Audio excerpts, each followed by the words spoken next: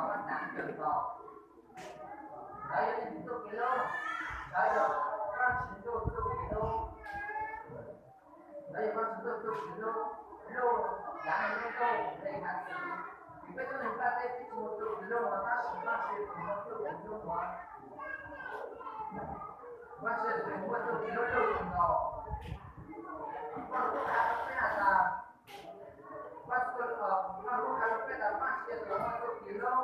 dia kata kami yang sampai konsep tamu masih kilo,ไม่konsep, karena sampai sudah konsep tamu masih kilo, tapi sampai ada masih jauh jauh jauh seperti itu tadi, kalau pada tadi sudah ada masih satu kilo, masih kilo ada puluh, kalau masih ada, nomor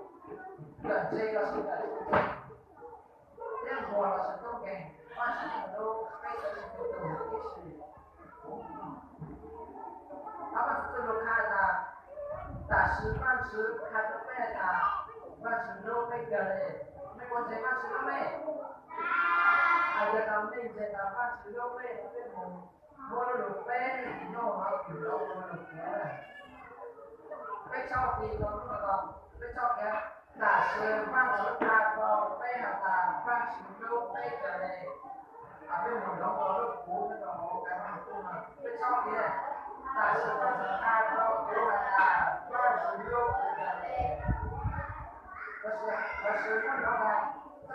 là sự quan trọng ta có là quan trọng lâu là giờ này là nó có quan trọng ta bây giờ quan trọng lâu đây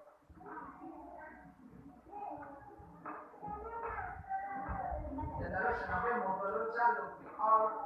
sila kawasan Tiongkok. Kalau kalau pada bahasa itu mau kilo, bahasanya soal itu kita sendiri punya kalau tas punya kontrak itu, jadi jangan harus kita lihat masuk kilo, bahasa itu tas punya kontrak itu. Mas cho con sẽ bên chỗ mình dùng không ra thế nào là con sẽ tự kỷ luật đây là ta cũng có tình khởi nó sẽ khai là con sẽ lúc con ăn lúc cũ thì lúc chỉ là là lúc cũ bây nó vẫn cho sẽ ta sẽ biết chủ sự là biết thành con liều qua liều cổ ta con chỉ dùng một cái là con sẽ khai ra là con sẽ lúc con giờ là lúc sự là bên một đúng rồi